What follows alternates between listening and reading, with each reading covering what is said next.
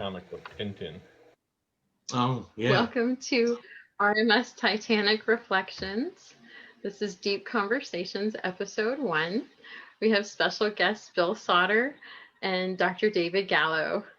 Tonight we're going to talk about underwater archaeology and the Titanic.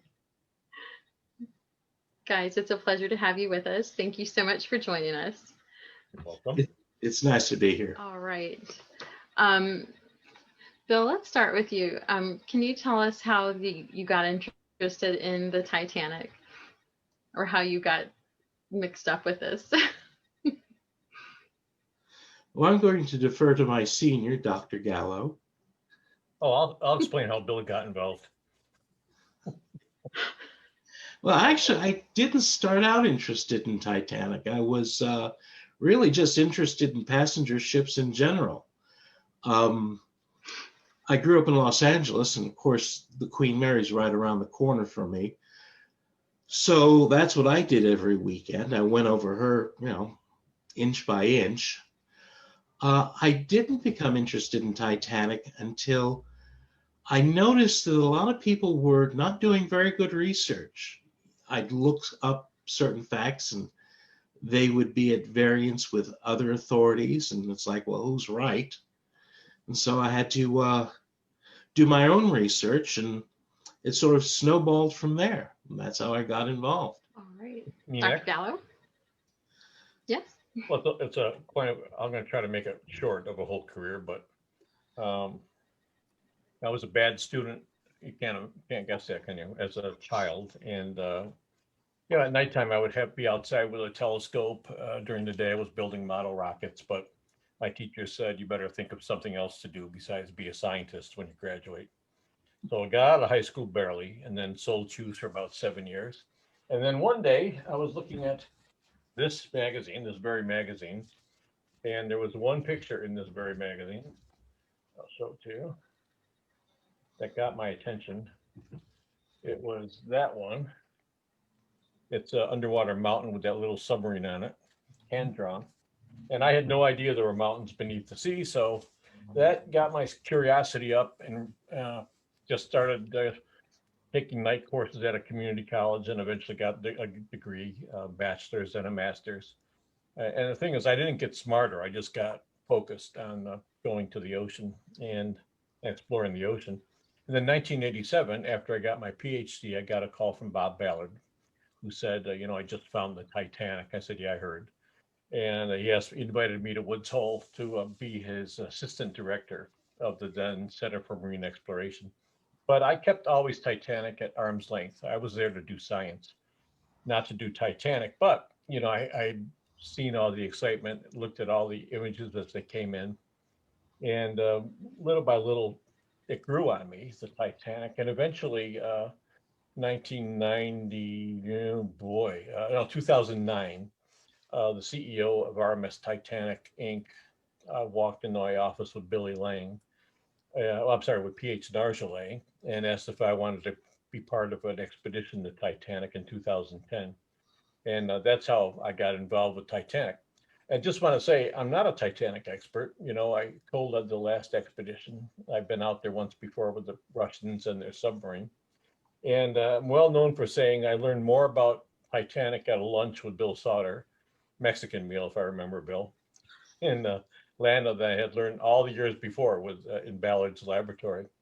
So I'm enthusiastic about Titanic, mostly about helping people learn from Titanic or get images and knowledge out of Titanic. But an expert about the boat, not me.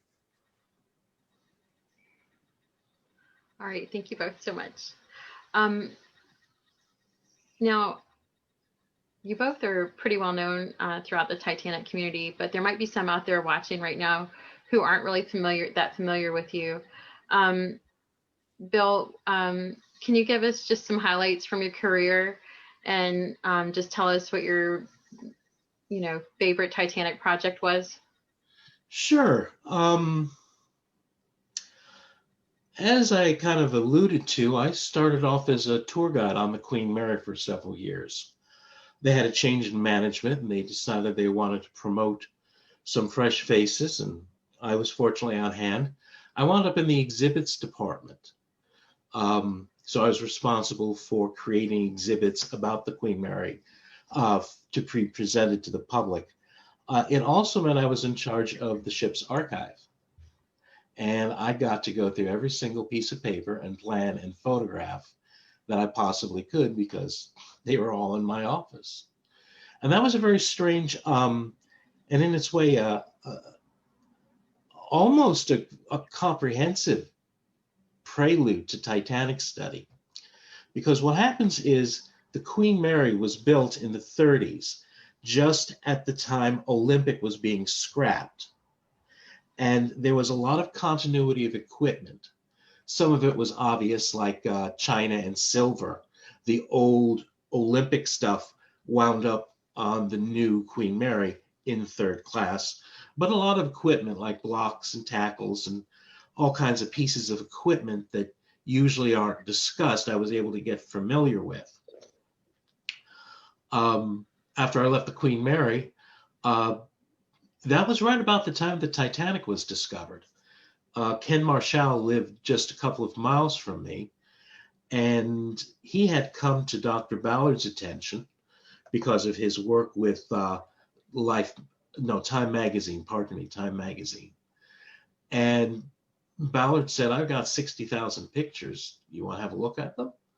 And so he shipped them out to Ken, and Ken called me up, and we sat in a Mexican restaurant going through thousands of pictures of the Titanic wreck, newly discovered. And the question is, what is it? And what here is important? I wound up doing some work on books next as a sort of a technical advisor. And then from that, Adventure Out of Time came along. And that was a Cyberflix project. And they were going to build the most accurate recreation of Titanic that had ever been attempted in a computer. So I worked on that project probably for about a year and a half. And by this time, Jim Cameron is starting his film, and he needs a technical advisor for the engine room scenes, etc. And Ken said, well, why don't you talk to Bill Sauder? I did, and I wound up working not only on Jim's movie, but on Ghost of the Abyss and a couple of other follow-up projects. Well, by that time, my name is in Rolodexes. And so when National Geographic or Discovery Channel wanted to do something on Titanic, they would go ahead and call me, and I would usually have a slot in as a talking head. That brings us up to 2000. Michael Harris is going out to the wreck. And I call him up and I said, can I go too? And he said, what are your qualifications?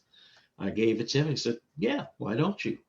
So I flew out to Nova Scotia, and a couple of days later, I was over the wreck. I was over the wreck for a full month. It was in the academic Keldysh, and that was the support vessel for Jim Cameron's film just a few years earlier. I was on board as a on-the-spot consultant. What happens is when artifacts are brought up from the seabed, you have to know what it is, what it's made of, and start stabilizing the artifacts as quickly as you can. Otherwise, they will start to decay. And so typically what would happen is a submarine would come up, and there would be several of these large plastic totes full of artifacts. And I would walk around and I'd say, okay, this is earthenware, this is china, this is solid silver, this is silver plated copper, this is blah, blah, blah, blah, blah, blah, blah, blah, blah, blah, blah, blah, blah, blah. And the reaction was a little suspicious. Yeah, how do you know that's what it is? And how do you know it's what it's made of? And I said, well, go ahead and start your process and come back in a half an hour. Half hour later, because I had been out to the Lusitania a few years earlier, and I found out you never show up empty-handed. You always bring books, references, because you will be challenged. And I opened up all of my books to the correct pages and say, see, this is this is this is this.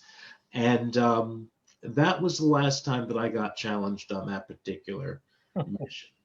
I had gained, confidence, and the rest of the expedition really went off without too much of a hitch.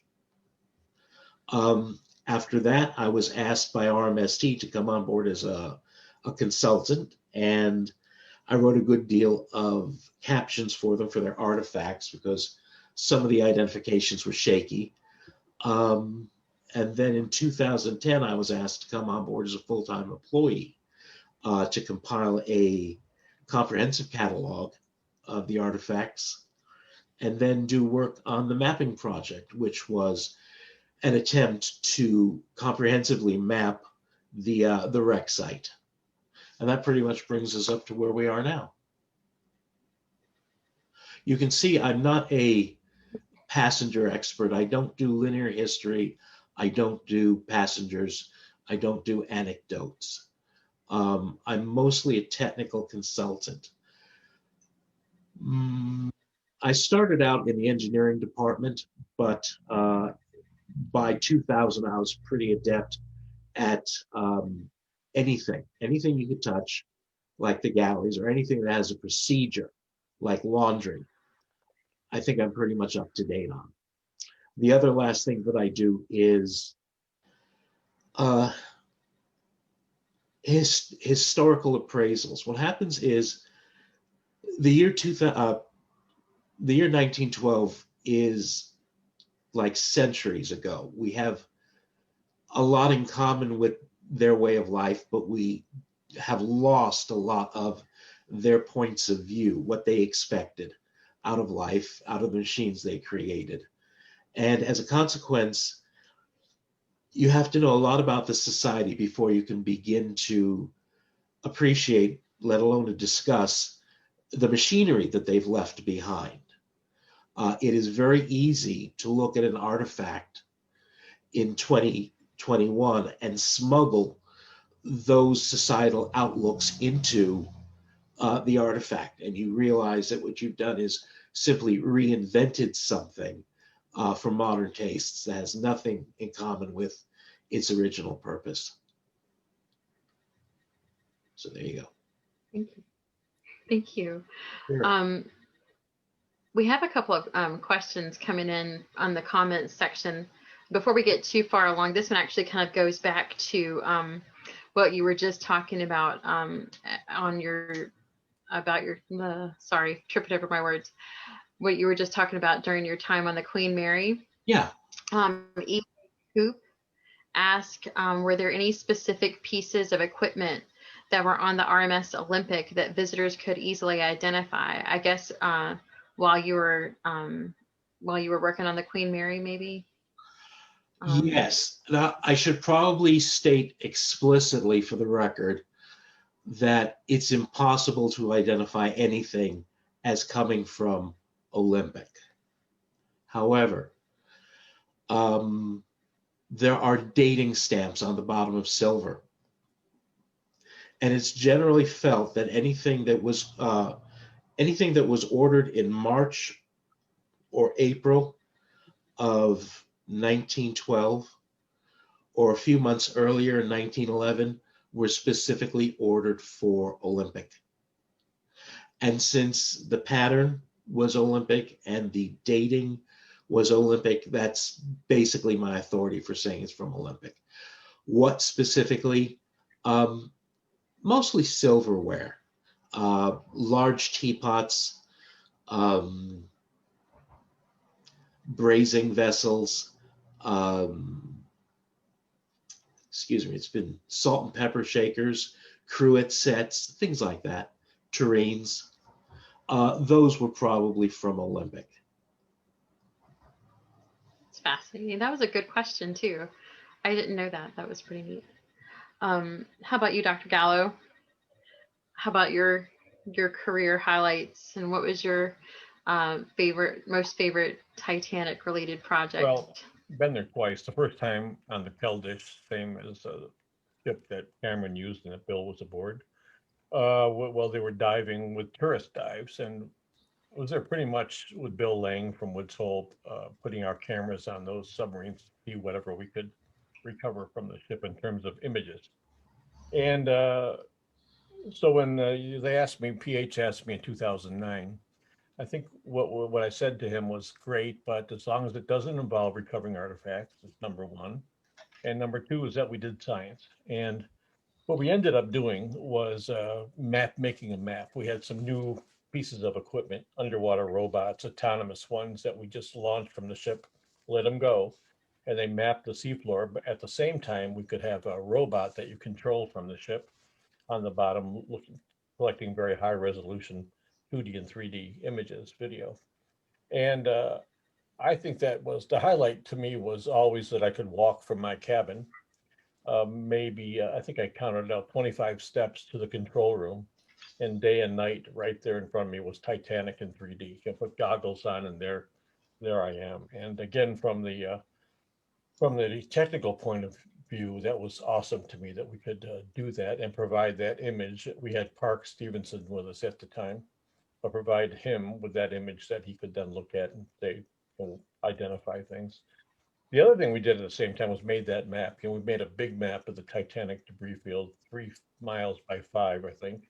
And then we focused in gradually right on the ship itself.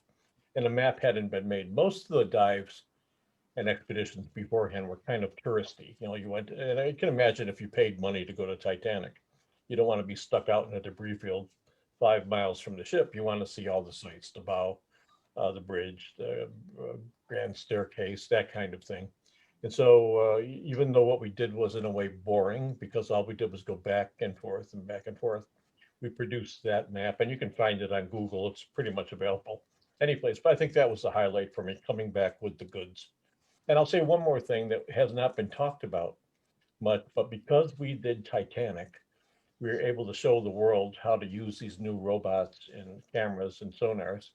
And that gave us the opportunity to look for and find the missing airliner, Air France 447, which is in the South Atlantic, sitting on a mountain range, same depth as Titanic, though. Had it not been for Titanic and making those maps, we would have never been able to go out and do that search. So, little anecdote, but I was very pleased that we could come back with the goods because many people were betting against us.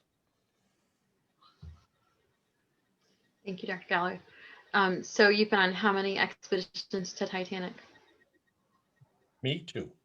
Dr. Gallo, 2? Just 2, yeah. Feldish and the mapping one in 2010.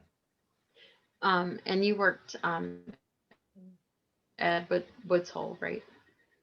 I was 30 years at Woods Hole, yes. yeah. Retired a few years ago, but got there, as I said before, right after Bob found Titanic in 86. Sorry, after he explored it with Elvin in 86, and then retired just a few years ago. So 30 years pretty much at Woods Hole. And then I was a contractor to RMS Titanic Inc. In the meantime, between then and now. Wow. This question is for both of you, really. Lots of artifacts have been brought to the surface, and there's still many things there on the ocean floor that have been found but not brought up. What do you both think is the most historically significant find so far? Either one of you, just jump in there, just discuss. I would say the headliner is the steering wheel that Robert Hitchens was using the night of the collision. We also have the 2 main engine telegraphs from the bridge, and they can be identified because of a peculiar mechanical linkage inside the case. So there are 3 of the primary witnesses to the accident, the telegraphs and the wheel. There's also a lot of small objects that, in my opinion, are quite important. They're underappreciated, I'll be quite honest with you. One of them is it's called an indicator.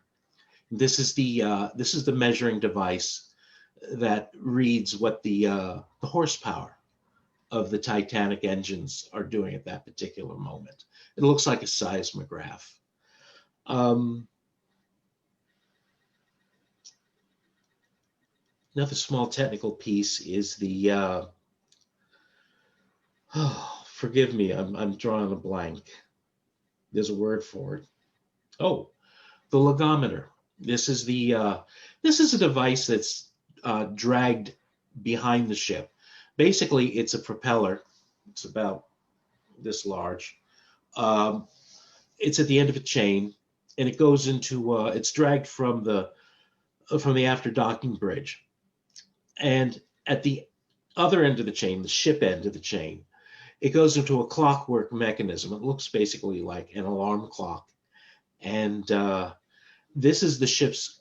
It's an odometer technically. It'll tell you how many miles the ship's moved through the water, and through a simple division process, you can find out how many miles per hour you're traveling. It's interesting because for a long time the final day's mileage, I don't think there was any record of that, and it was sort of estimated up to that point. But when this was recovered, it showed the actual mileage traveled up to the time of the ship's collision. And so now that is a matter of record as well, no longer a matter of speculation.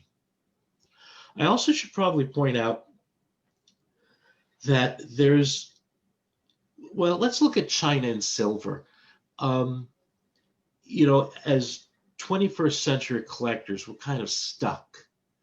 There are lots of plates and lots of pieces of silver that are claimed to be from the Titanic or the Titanic era, but there's no actual documentation. You'll get photographs every once in a while, but they're rare. By bringing up samples of all the different silver and all the different china, you can at least take a stab at, what's on board. And you can also do a statistical analysis so you get an idea of the relative commonality of a particular type. Bringing up the china and the silver, I think, has really settled a lot of questions for Titanic collectors, because either it is in the Titanic collection held by RMSD or it's not. And if it is, then you can actually examine those firsthand pieces of china and silver and come to a conclusion what they were used for. I can think of 4 or 5 sets of china and or silver that the mystery was solved by looking at this comprehensive collection of tableware. That's very good. Thank you. Sure. Dave, what do you think? Well, I just want to point out too to the audience that there's Bill. If I looked at the same things on a typical Woods Hole cruise, it would be fork, spoon, plate, cup. That would be it. That's the level of detail we could get to, having someone like Bill on board. It's so important. And again, it's something that at Woods Hole, and it's something I fight against these days, is this concept of this elite business, that because someone's got a doctorate or wears a cap and gown that they know everything, and they don't. They specialize in one little tiny thing. And so it's really been an eye opener to me. For me, and again, it comes back to technology for me. Every image to me from Titanic was spectacular. And honestly, I don't want to keep building a bill, but I could listen to, and I often do listen to him go on and on and on about these things because it's fascinating. To me, I think it's the mosaics that we were able to build from the technology, the advanced imaging lab, Bill Lang and Evan Kovacs and company, that we could look at the whole port side of the ship or the whole starboard side, and you could zoom in on an individual crab climbing up rusticles. You could zoom way back.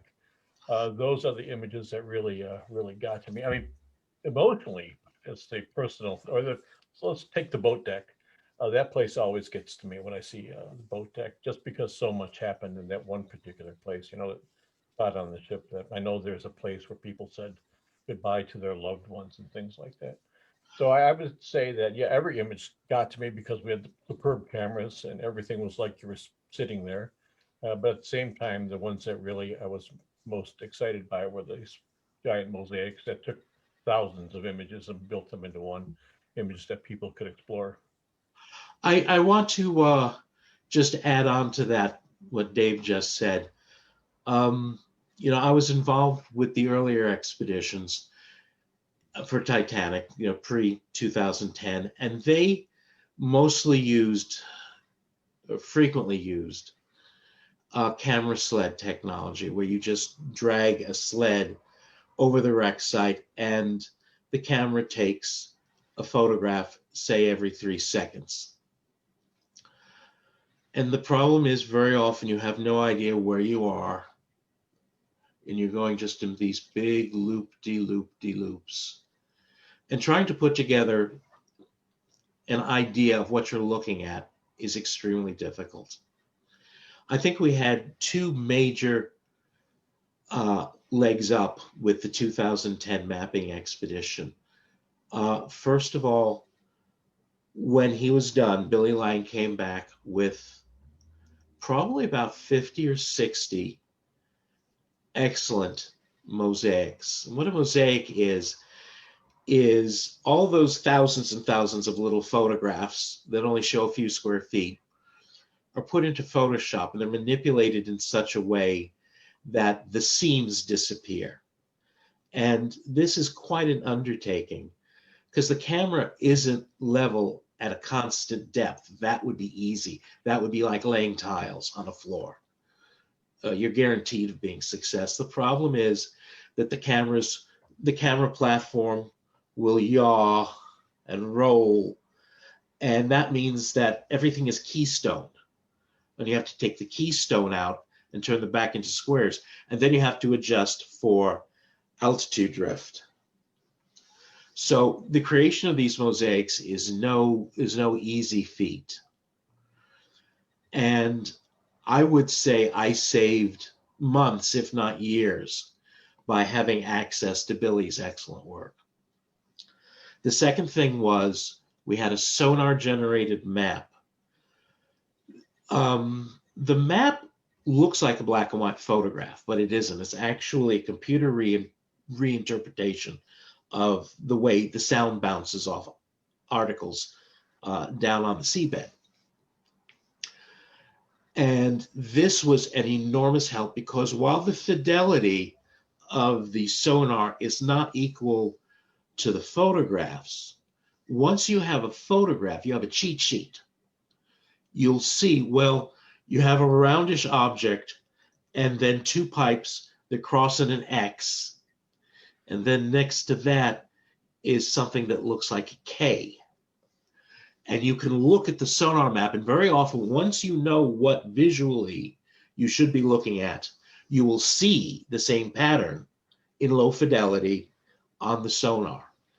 And you'll see that that round object is actually a gear, and the pipes are indeed pipes, and the K-shaped object is a bracket and a gusset, or a channel and a gusset. And it's like, oh, well, that's where this is. And sometimes you can look it up and you can find further photographs. That always helps. But between the sonar map and Billy Lang's mosaics, work on the 2010 database was greatly simplified. Yeah, I want to throw one thing on top of that, if I can, Joanna. Joanna, Go ahead. The thing about that expedition was that when PH and Chris Pavino at the time showed up in my office, they didn't say, here's what we want. They basically said, well, we said we want to make a map and do some science. They said, fine, you do, put the plan together. And so we made the map Bill just talked about. We took the photos, built the mosaics, and never once did RMS Titanic jump in there and say, no, we've got to make money on this, because there was no way to make money on that. I mean, you could, but it wasn't like something that could immediately be turned into revenue for the exhibits without doing a lot more work with it. And I was always very impressed with that. We didn't think about picking up anything. We didn't It was all about collecting information. Why? Because at the time they were talking about managing the site, and you can't manage a site or manage anything if you don't know what's there. And so that's what led us to make all the maps, take all the photos, and try to get some idea about what was out there at the site.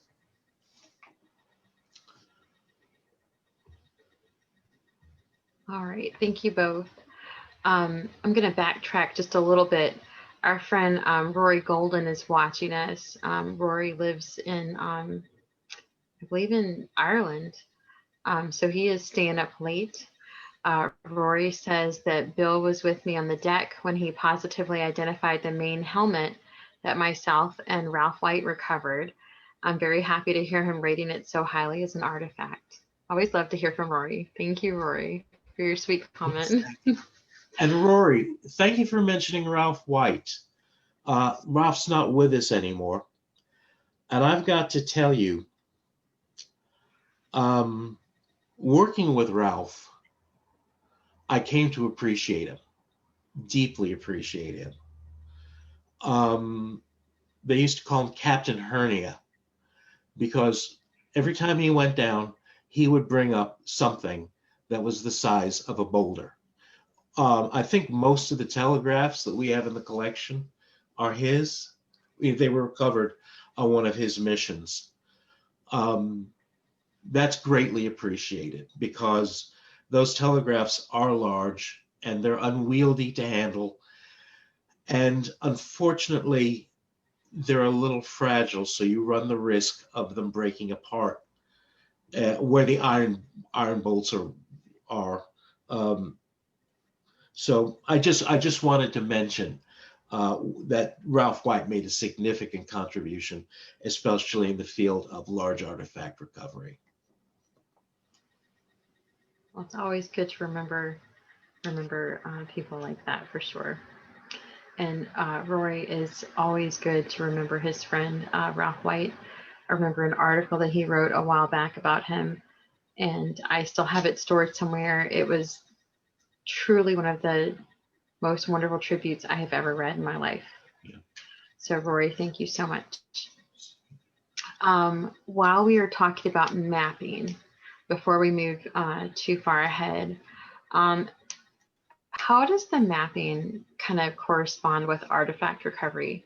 Was that ever incorporated with artifacts as far as kind of like how because we're kind of talking about underwater archaeology tonight, did that kind of relate to artifact recovery in kind of an archaeology sense?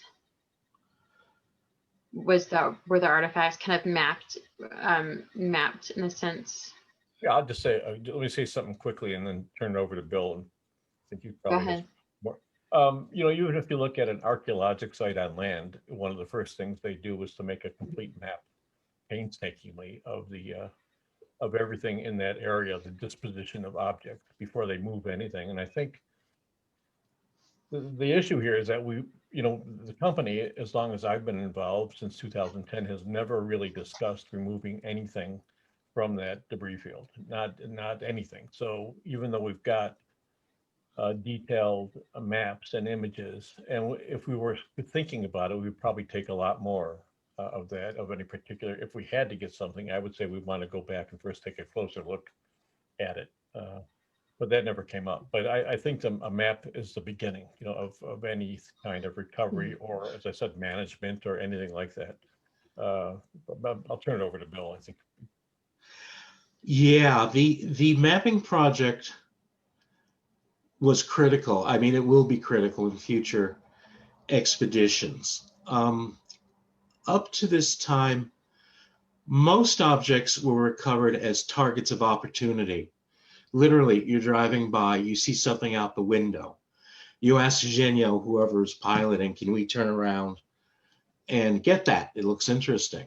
And you may get yes and you may get no, because a lot of times the sub has picked up so much momentum, it really cannot be turned around to go over the second spot twice. That's unfortunate, but it's a reality.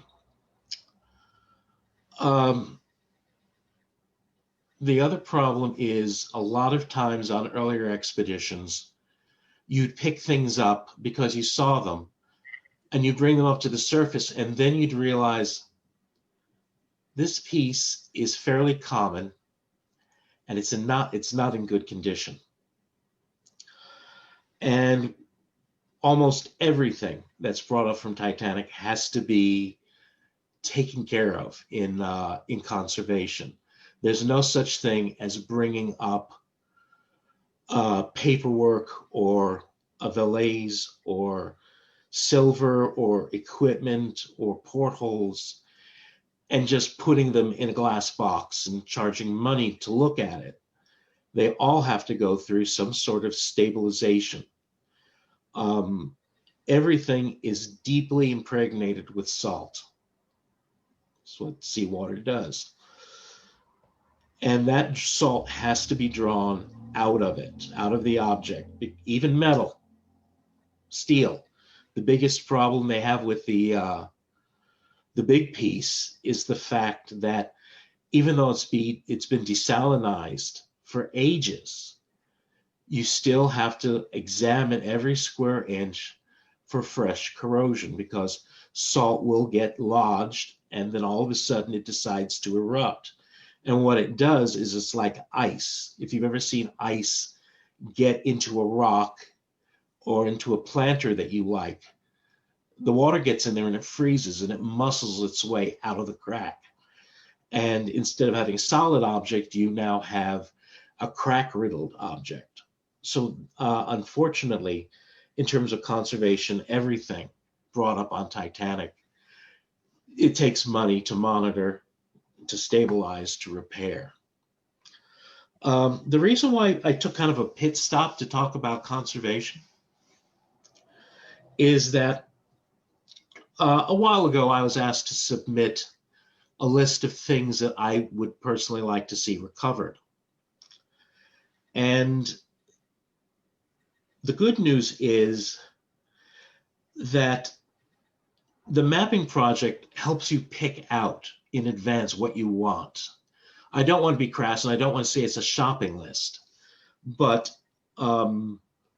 if you can get objects that are in very good condition, you save a lot of budgetary headaches for objects that are worthy of expensive rehabilitation rather than just stuff that doesn't bring anything to the table in terms of narrative or knowledge. The mud down there is about the same pH as, it's about as acidic as tomato juice, just in that area. And that's fairly acidic. Just about everything that lands in it is damaged. The silver, the copper disappears from the inside and you just wind up with silver foil. In the case of the china, a lot of the paintwork is eaten away. The good news is if you can find something that has landed on a piece of steel, it will generally come up in very good condition. What happens is when you have two different metals touching each other in an acid environment, one metal will disappear before the other one. That's why you bolt zinc plates onto steel hulls, is so that the zinc disappears before the hull is attacked. And my point is that instead of bringing up a lot of damaged silver, we can collect silver that is in very good condition, and in many cases is quite interesting in and of itself. So what I'm trying to say is, with the mapping project, you can do directed recovery. You decide what the exhibit needs, what the historical narrative needs, what's available, and then once you sift through all of these stages, you can now pick up a relatively small number of pristine objects. I will say, speaking of lists, one thing I'm really looking forward to recovering is the candelabra that's at the base of the D-deck staircase. That turned up in 2010 in imagery, 2011. I was actually at Park Stevenson's house, and he was looking at one set of tapes and I was looking at another to try and get through these as quickly as possible. And I found it. And it's basically at the back end of the bow section. And when I first saw it, I thought, well, this must be a winch of some kind, a winch head. And then once I started looking at it closely, I realized that it was actually the candelabrum. I certainly would love to bring that up.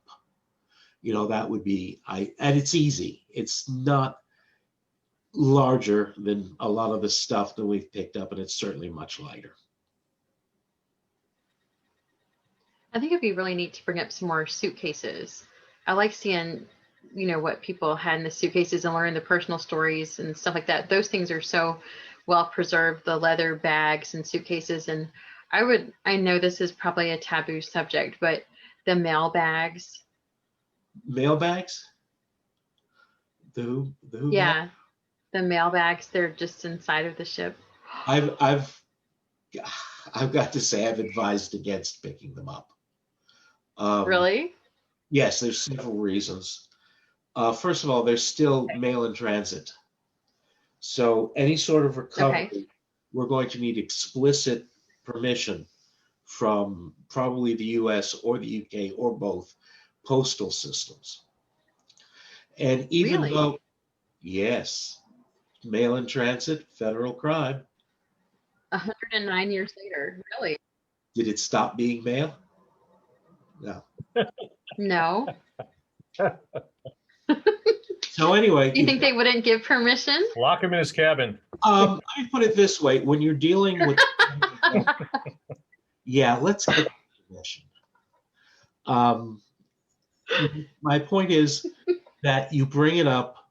It is still mail in transit, and it's going to have to be turned over to or stabilized and conserved under the supervision of the post office, either the US or the UK. Then there's a question of, okay, this is brought up, who owns it?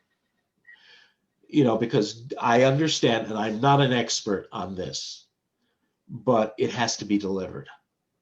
It'll go to the US Postal Service and they will try to deliver it.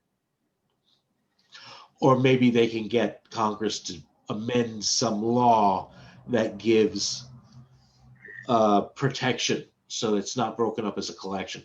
But the other thing I was going to say is, and this is going to sound very hard, but 99% of the mail you bring up from the Titanic is not going to have anything to do with the Titanic.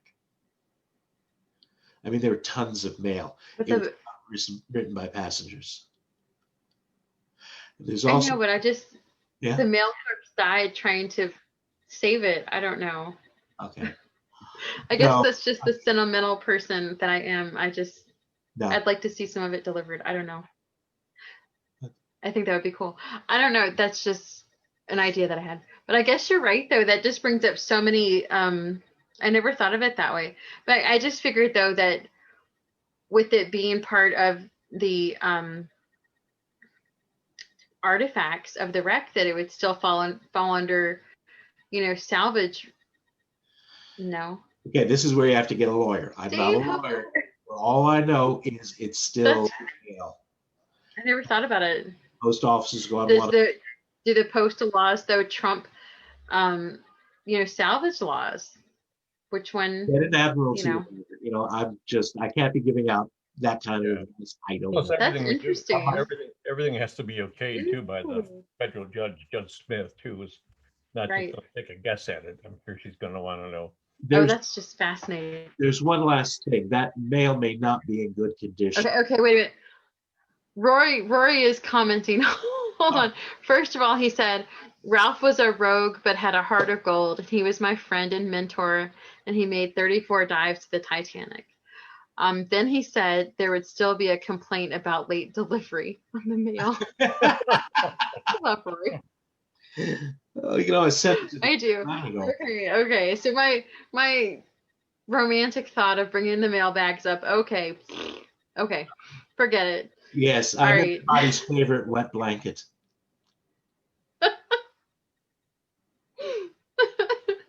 Okay. Dave, you're just in there. You're like no help at all. I don't get involved in those kinds of, I wait till someone says, here's what we want to do, and we got the okay to do it. What do I know? I don't know about, what Bill, that's why Bill's fantastic. And you don't have someone like me making the decisions. Wouldn't you like to know, like, if it was preserved or not in the mailbags? I mean, what's in there? Okay, anyway. All right, I can tell you, moving on. Yesterday's A newspaper, bunch of muff. yesterday's magazines, a lot of correspondence, and a lot of bills, all from 1912, and not about anything in particular. Because remember, this is the general mail that was collected in the UK to be delivered to the US. A bunch of bills. I would be a bunch of junk mail. I would be surprised if we found more than a few dozen, 50, 60, 70 letters out of thousands. And to tell you the truth, for all I know, the letters written on board might still be in the mailboxes. In the mailroom. Not in the mailroom. Oh, yeah. The lounges. What happened was there were just a few collection points. And I think in first class, the collection points were the inquiry desk on C deck and the first class main lounge. Okay. So, I think the instructions were to pick up mail out of the lounges daily, but I don't know that for a fact. Okay. So that stuff may in fact be non-recoverable because those mailboxes don't exist anymore. They were broken up during the sinking. Okay. I'm sorry. All right, we have a question from our friend Terry Bay. Terry said she has a question for Bill Sauder. Terry said she met you at Bill Willard's Pigeon Forge convention. Right. And she would like for you to settle this Titanic Olympic middle propeller issue once and for all. Well, she said we all know that Olympic had 4 blades on the center propeller, and I want to know how many blades the center propeller on Titanic has. Was it 3 or 4? She said, Dr. Gallo, if you know, you can answer too. I'm inclined to think it's 3. I am inclined to agree with all of Mark Chernside's research. I'm also going to say something in public I've never said before because I didn't want to get in trouble. Okay, wait a minute. This is a good time to say this. You guys had me, wait a minute, let me say this really quick, Bill. You guys had me so tickled before I forgot to say it. Any opinions or views expressed here are just opinions and views and do not reflect on any of the organizations that Bill Sauder or David Gallo may or may not have been associated with in the past. Okay. There you go. I should have said at the beginning, but y'all had me like laughing when we went on and I forgot to say it. Okay, go ahead. Go ahead and continue. I'm sorry I interrupted you. I have a document that has not been made public. I got it back in the 80s, maybe the 70s if I sat down and thought about it. And it makes an allusion to a 3-bladed prop for Olympic. And the fact of the matter is, one 3-bladed propeller was actually cast. I haven't mentioned that to anybody. I didn't mention it to Mark. I don't make a big deal out of it because it's something I noticed in a book and I never did anything with it. And Mark was the guy that carried the water. He went through what was available from the archives. And I think that the paperwork that he has provided really makes it difficult to argue against a 3-bladed propeller. So I would say 3-bladed on the center. And the reason is propeller design in 1912 was not very good. If you had a lot of money to throw around, I was going to say throw away, throw around on propeller design, you would build test tanks and model propellers, and even in the case of the Mauritania, they built I think a launch, and I think it was about 50 feet to test the relative size and placement of propellers and bossings, and whether the propellers should turn outboard or inboard. But Mauritania was pretty much its own creature because of the financing arrangements with the crown. Harland and Wolff did not do that. There are no test tanks. There's no towing models. There's no model propellers to test. What they would do is they would use the previous ship as the functioning model to the next ship to be built. And that goes for propellers. And apparently, White Star had a 3-bladed propeller cast so that it could actually be installed on either Olympic or Titanic, and data would be gathered from that. So I can see why Titanic would have 3 blades. I can see paperwork strongly suggests 3. I mean, really almost beyond refute. I think that's the answer right there. Yes, it was, and why it was put in. And apparently, the White Star was probably not happy with the result, because they never went back to the 3-bladed design. All succeeding Olympic center propellers are 4-bladed, so that must have been the better design. Is that what you're looking for? Wow. That's pretty good. Okay. Dave, do you concur? Absolutely. Yeah? Dr. Yeah. Gallo? Yeah. Yeah, you concur with that? Okay. Of course, Yeah. yes, I'm not going to disagree with my colleague. No, Bill, I would defer to Bill all the time on questions like that. And the one I'm just mystified by, why don't we know? And maybe Bill can speak to that a little bit. How can this propeller is a pretty big, important part of a ship? There are no drawings or, The real reason, Why can't we see it in the wreck? I mean, the they're first in the mailbags. why can't? Your turn. No. Go ahead. You were going to say. Okay. The reason why there are no photographs is because Harland and Wolff and/or White Star really were cheap. They really cheaped out on the photographs for Olympic and Titanic. When you look at their catalog for all their ships, there are dozens and dozens of photographs for Adriatic and Oceanic, and very few for Olympic, and almost none for Titanic. I don't know what they were thinking. All I can think of is Carlisle was a real tightwad. He was a real penny counter. And I think he just got tired of looking at these pictures that had no commercial value. They photographed the public areas, but a lot of the mechanical stuff was never documented. Why can't we see it on the wreck? Can we use sonar or something to?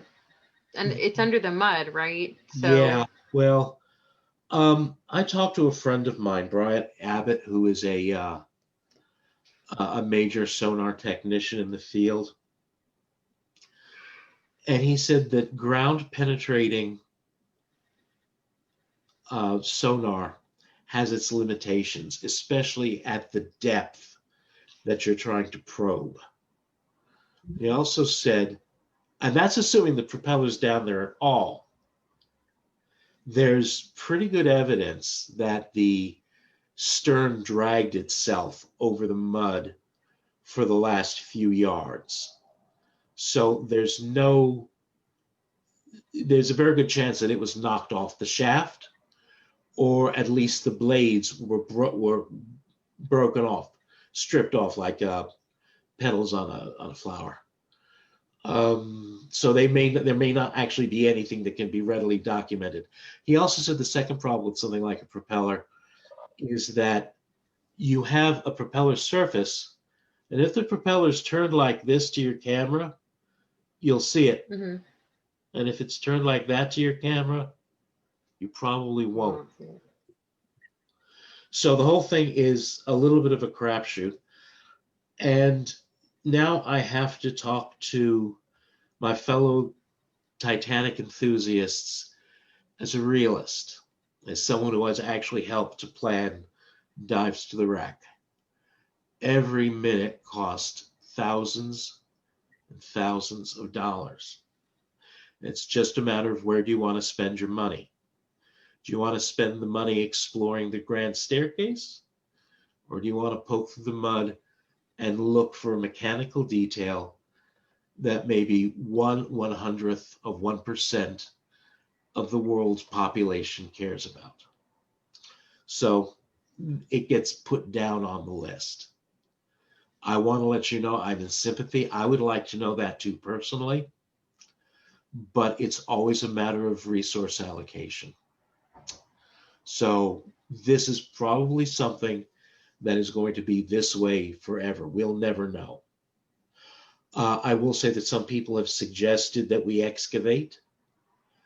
I'm dead set against any excavation of the hull at any point along the waterline.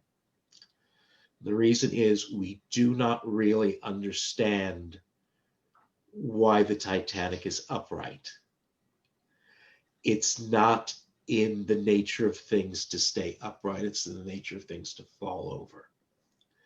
And my concern is always that if we start digging out the stern, which is already monumentally top heavy, we're going to have the whole thing fall over. That would be a bad day. No, that's a bad day at Black Rock. Anyway. Right. I don't think that thing does not look stable at all.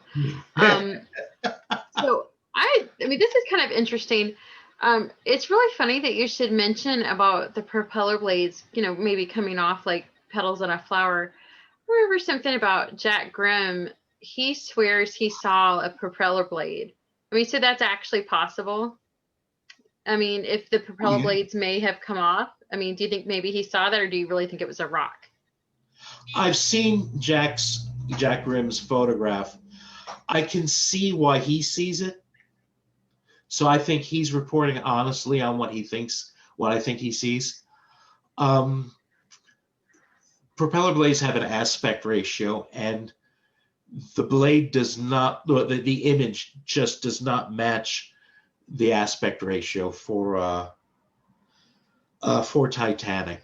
Because it looked like a rock to me. I mean, but I'm not a professional.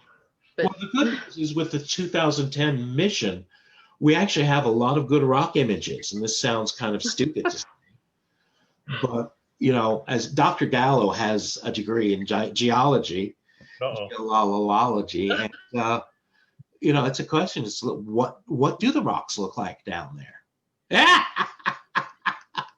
Well, most of the rocks that we find in the Titanic site were hitchhiking on board icebergs. Mm-hmm. So they fell onto the glacier, down they went on the conveyor belt, clip, and off they went. The iceberg melts, drops the rock. Are called glacial erratic sometimes. And so that's what they are, bits of Canada that were dropped on bombing the seafloor. And those rocks will look nothing like each other. No. Because they come from multiple sources thousands of miles away. I'm going to beg indulgence. This is where Dave gets to vamp. And I will return shortly. You can't hear me, Kenny, when it's on. Let me tell you about Bill Sauder, the truth. No, I want to go. Let me just say about the difference between what we had at Woods Hole, which a bunch of very good world-class engineers and geologists, scientists, going out to do this job, And it would be in the same way, like with Air France, when we made the case, none of us are aircraft experts, but we said, our goal in science is to be able to map the seafloor and objects, geologic objects, with incredible accuracy and fidelity and stuff like that. So when we want to make a map, we want to make a detailed map, and we want to see the smallest thing possible. So my argument with Air France was that, if there's a aircraft in that area, we should see the aircraft. And same thing with Titanic. I remember Titanic. One of the things I said to the sonar people is that we really want to see anything the size of a cup, or somewhere in that. Or smaller. That's the kind of resolution we want with the sonars. Even if it might be 500 yards away, we want that kind of resolution. And but that's the expertise. It doesn't mean, like Bill has all this detail about the history of things, the composition of things, what that is, and it's just not something that you would normally have. Which goes back to the point is that an expedition, the Titanic, is a team. It's not one person. Although some people, I've had the opportunity to stand in front of a microphone and take a lot of credit for things other people did, but I've said a lot of times that usually the heroes are people whose names you never hear. So it's and that's true with almost every expedition that I've been on board. So it's a team effort, and everyone has their role. I can't imagine on Titanic where it's day and night, round the clock. People are haggard. I mean, I used to have to make people take a break, go to bed because they were just days awake. You have dedicated people out there, but so everyone has a role to play. And if you lose that person for whatever reason, you expedition stuff. So it's not like someone that's the hero of the day going out there and discovering Titanic by himself. It's that team that makes it all happen.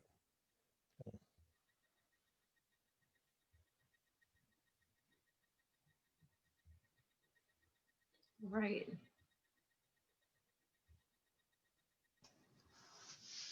Uh-oh. Oh, Right. yes, We're I'm all back.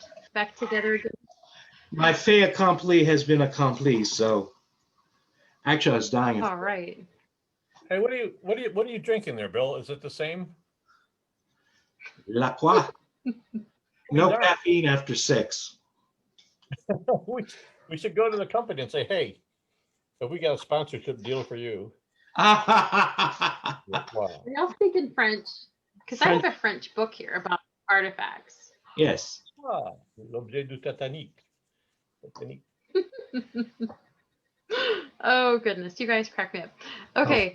This is All right. So we talked about mapping. We talked about all that. Where I'm totally lost here.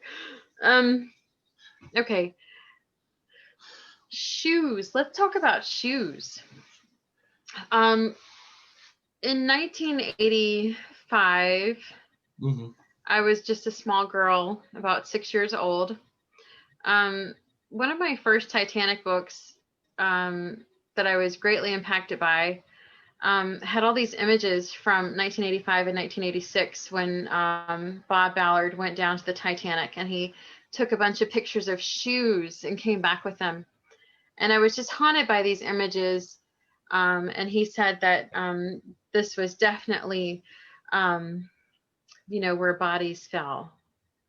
And I was, as a child, just greatly affected by this. And, in the Titanic groups today, this is just a discussion that goes back and forth and back and forth and back and forth.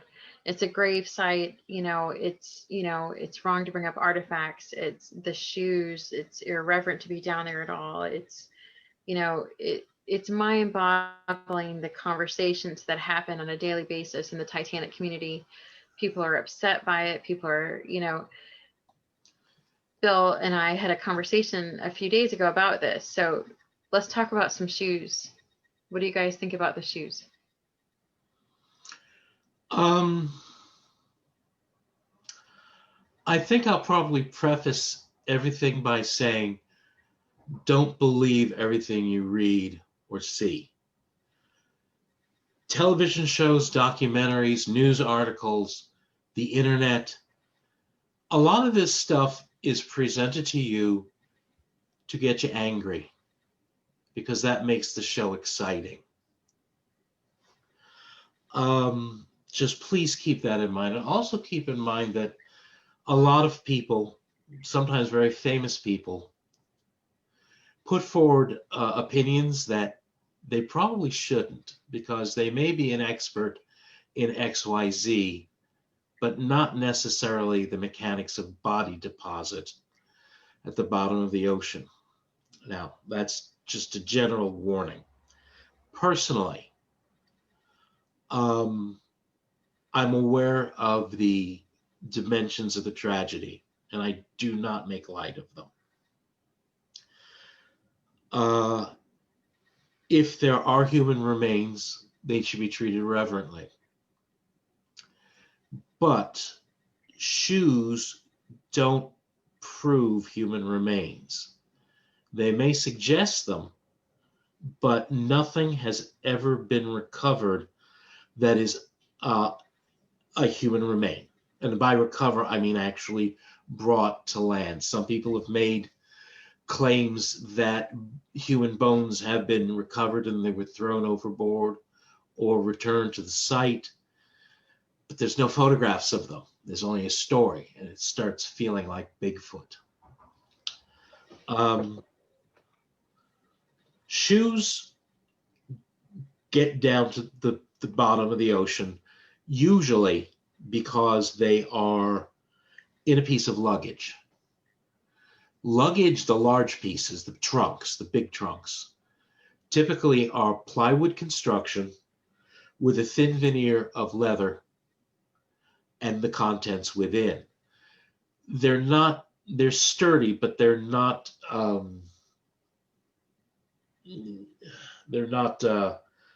indestructible. And in most instances, photographs of shoes come up in the immediate proximity to crushed trunks. And so the first suggestion is that was the contents, and the trunk broke open and the contents spilled out, and that's how they were deposited. A lot of shoes don't float. And by the way, I want to point out that the posture of those shoes relative to the other tends to be random, which is what you would expect. A lot of the positioning of the shoes from trunks is literally anatomically impossible. You could argue that there's disturbances with the body and that rearranged the shoes, but that's my bet. Now, there are a lot of shoes, or a fair number of shoes, where they're shown heel to heel. This is more problematic because that is an anatomically likely posture. But something that isn't well known is that steamships have, there's a man on board called Boots. These are the Boots. And he's a very low-ranking steward. He's usually very young and has no real skills. What passengers would do is they would take their shoes and leave them out in front of the cabin in the hallway, and he would come by with a big tea trolley, and he would pick them up, and he would tie the shoes together so they didn't separate, and then he would put a cabin number on them. And he would take them to a compartment with usually specialized machinery to clean and polish all those shoes. And early in the morning, he would go back and replace all those shoes where they were. Shoes are made out of leather, which doesn't decay, but the shoe ties are usually made out of linen, which does. And if you drop a pair of shoes tied together by the ties, the shoelaces, there's a good chance that they're going to be heel to heel. That is what I would call a likely mechanism of deposit. There is something else that has to be entered into this equation, and that is buoyancy and light object distribution. The heavy object distribution is pretty much centered on the point that the Titanic sank. In other words, the boilers, the engines, the hull pieces, and then smaller pieces like silverware, cooking utensils, they fall almost directly vertically down. There's very little lateral drift. Now, there is a large plume of what I call confetti-like objects, which drifts off to the southeast. Floor tiles, pieces of subflooring, small dishes. These are objects that are going to be greatly influenced by the currents because their weight is fairly minimal. Now, the question is, if you have a body with or without a life jacket, is it going to fall straight down like it was steel, or is it going to drift off with the confetti? I do believe that there are bodies down there, but they are what I call off presence. They're going to be along the light body debris plume to the southeast. That area, first of all, has never, well, I don't know, that's a little too sweeping. But I haven't seen a lot of data come out of that area. So I can't say yes or no, but I do know that the core of the wreck, the debris field, I haven't seen anything that resembles human remains. And if I did, I would report them. So that's where it is. Now, I do have a couple of philosophical points. People like to say Titanic is a graveyard. It's not.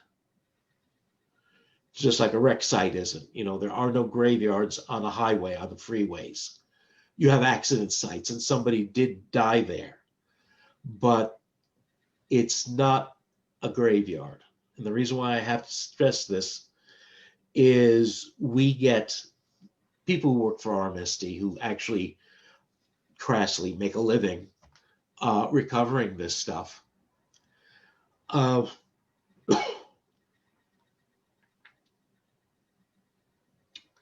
You know, we get accused of grave robber all the time. It's a very easy accusation to make.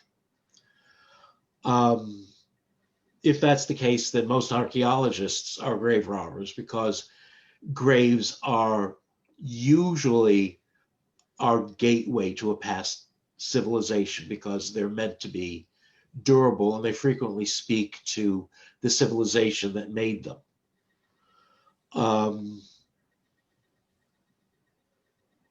I will readily admit that not everybody who went to the Titanic had pure hearts and clean hands. I wish it were different. I wasn't there. And if I were, there's nothing I could do about it. But the fact of the matter is that stuff is going to be recovered. So it can either be recovered, I hope, intelligently and in an informed manner for public display, or it's going to be recovered anyway, and you aren't going to have any say in it. Because Britain and France and Germany and Canada and the United States basically have the same scientific ethos. But there's a lot of countries, big countries, who don't care. They only want the stuff. And they don't see much of a difference between spending $10,000 an hour to recover it, one teacup at a time, and just going out with a trawling net and bringing up whatever you can. So that's also something to be considered. Anyway, and that's my opinion. Dr. Gallo, do you have anything you'd like to add to that? Just quickly, I mean, I used to at Woods Hole, I think I was with Bob Ballard when we heard that the French and Americans were out recovering artifacts. And from that moment on, we decided that it was grave robbing in a way. And I spoke out in that manner. I called it grave robbing and how dare they? And, you know, without even thinking about it, what did I know about it? And then I started, oh, and actually, honest to goodness, we were prohibited, some of us, from going to one of the exhibits where artifacts were exhibited, and which I still find just amazing. But one day, a couple of us wandered into one, and I was just amazed, standing there watching uh, families come in, young kids, older people, every race, every demographic, and have their legitimate one-on-one experience with a piece of Titanic, a piece of the ship. So they weren't watching a James Cameron documentary, weren't reading a Bob Ballard book or a National Geographic special. They could have this piece and go on their own journey in their own mind. And so that's at that moment I started to understand the power of an artifact collected properly, like any other museum with any other subject matter, if it's collected properly, displayed properly, treated with respect, so to speak, that it has an incredible impact on the audience. And I didn't never forgot that, so I kept pushing in that direction, and I started to realize that calling it a graveyard, like Bill said, was a bit. It's done because it does pull you right away. Who wants to? I don't want to be a grave robber. Who wants to go see? Who wants to go see things ripped from a grave? And what I started thinking then was, you're right. We've never seen a bit of no human remains at the site. Jim Cameron's been very clear about that in his own experience. But regardless of that, we always treat it like a grave site. We're very respectful when we go to Titanic. We don't dig in the sediments. We don't pick up stuff and look at it and put it back down again. We're whoever as much as we can, and we're really important. We don't never even touch the ship if we unless it's a mistake. So so we go with that sense of reverence. Are there bodies, as Bill said, he thinks there, yeah, probably yes, and probably some trapped inside the hull in the bow, maybe. What state they're in, who knows? But as long as we go with the right respect and also with the idea of artifact recovery, that it's not just for fun and like, hey, let's get that, let's get that, let's get that, that it starts to make sense. And now I bristle about this grave robbing uh, condemnation. Some people feel that way, leave Titanic alone. I'm not going to argue with that. That's the way they feel. Just don't let someone else put into your head that this is grave robbing for these, just because they're trying to protect the site for other reasons. Let's put it that way. And I want to just emphasize what Bill said. When we went to Titanic, Woods Hole, 85, 86, there were only a couple of different groups that could go to Titanic. One was the US and then the French, and probably at that time the Russians could go as well, but really only US and French could really get to Titanic. So I remember the Woods Hole felt it should be, we should limit access any way we could to Titanic since we didn't claim the ship in Admiralty Court. And so, but today, as Bill said, I mean, you could get, if you've got a couple $100,000, or if you've got a big country building new technology, it's nothing to go by Titanic and grab whatever you want to grab. Anybody can do it pretty much today that's got the dough. And who can stop you? I mean, there's an agreement between the US, French, Canadians, England, uh, policy about how Titanic should be treated, but most of the countries on the planet don't have to live by that. Yeah. Most of the citizens, if you're not a citizen of those countries, don't have to live by that. So, how do you protect Titanic? It's certainly not by just saying it's a grave site and leave it alone. I mean, and I'm going to go back to RMS Titanic Inc. for a moment and just say, it's in their best interest to have that ship at the bottom of the sea, because to me, it's one of the legs of the stool that you want to have like the Jim Cameron telling the story that gets people emotionally involved, or the good book. But at the same time, you want to have the artifacts, the real deal, so people can have the one-on-one experience. And I still gasp when I walk into an exhibit or into the conservation room. I still do. I just go, holy cow, that was there that particular day, that particular night. But the third thing you want to keep the mystery alive. And so I think having that ship at the bottom of the sea where it is now, I hope, out there, I think is very important to the company and to others that that mystery lives on. Okay, I'm done. I want to add something that Dave reminded me of. and that's protecting the wreck. I was asked to compile a wreck report. I have all the large pieces identified, many of the secondary pieces identified. And while doing this, you also run across quite a large number of interesting artifacts. When I compiled my wreck catalog, all the components were divided into 3 categories. The first category was structural hull chunks, double bottom pieces, uptakes, pieces of deck. They're structural members. The second category is mechanical parts like fans and water heaters, lifting gear, davits. And the third category are artifacts, stuff that belongs in a museum. The reason why I divided them up is because it's not one catalog, it's 3. The first is structural, the second is mechanical, and the third is artifacts. And the third section is secret. I have not released any of it. Of course, the property belongs to RMST, and it's still an ongoing project. But the reason why I kept this stuff private is because when I started in 2010, 2011, I could foresee the day where individuals would own one-man submarines and they could go down and they could recover it. So this is just one step in sort of preventing an all-out pillage attack on the wreck, because I have been approached by people that I don't think I'll be working with, who have motives that I don't agree with and techniques I don't agree with. I want to be sure that what is down there is kept as safe as possible, as long as possible.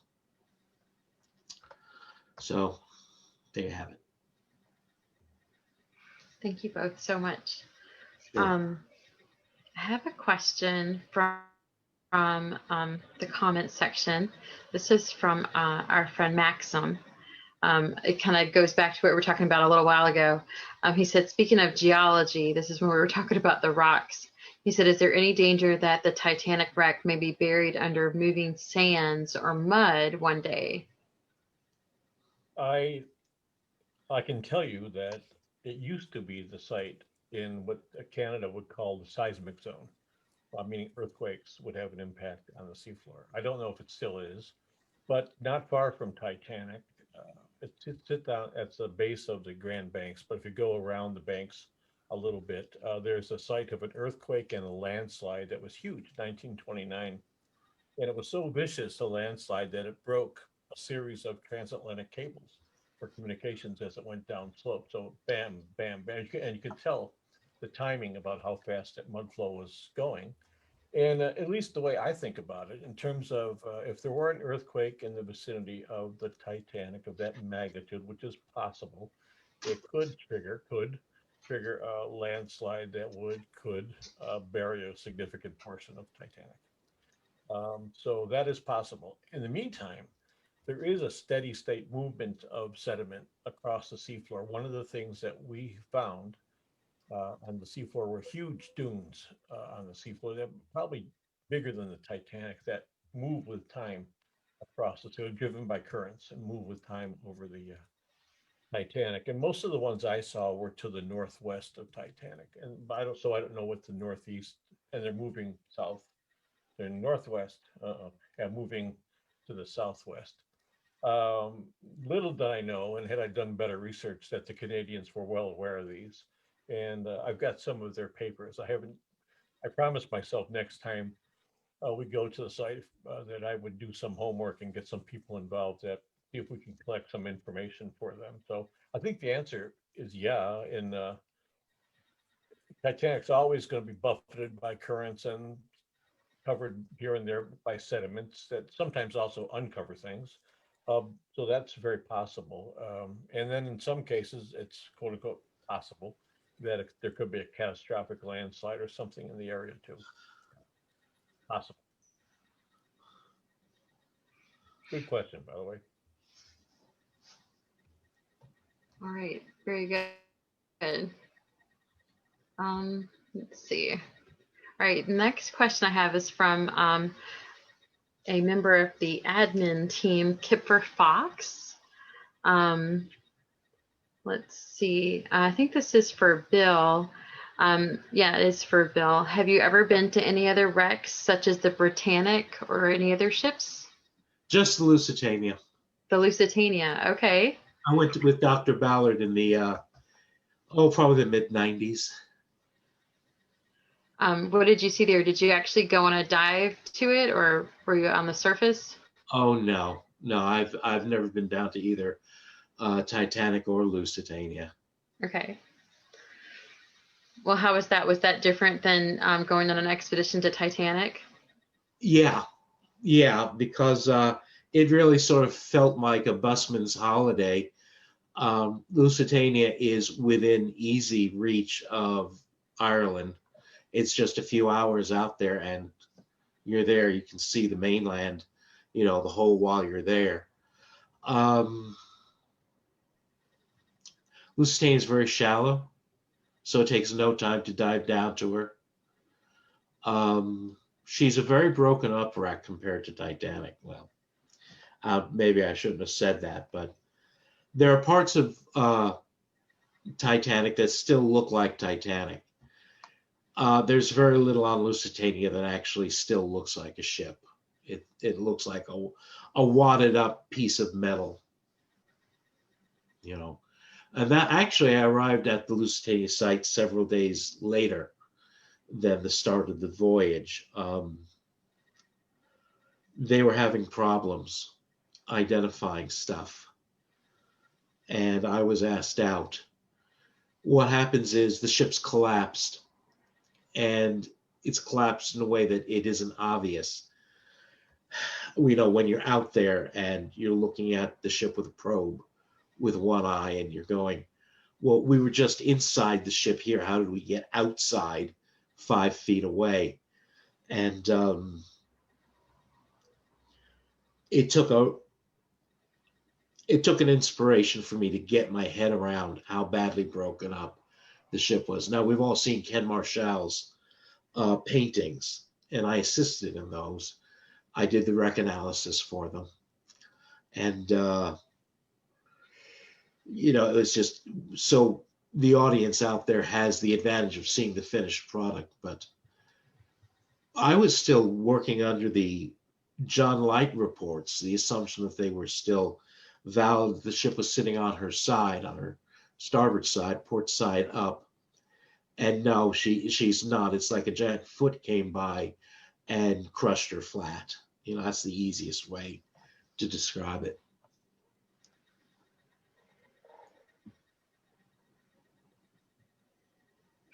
Wow, that's really kind of emotional. When you think about it, the Lusitania wreck is really quite something. Yeah. That was a very good question. Thank you, Kipper. Another member of my admin team, Sarah, has a question. Do either of you think that the mystery of the Titanic wreck is due to the fact that she's in deeper water, and that's why people are more interested in the Titanic versus the wreck of the Britannic versus the Lusitania? I guess, what is the mystery of the Titanic? What is the lure of it, I guess, versus all the other shipwrecks that are out there? The Titanic, you could not write a better opera. You just couldn't.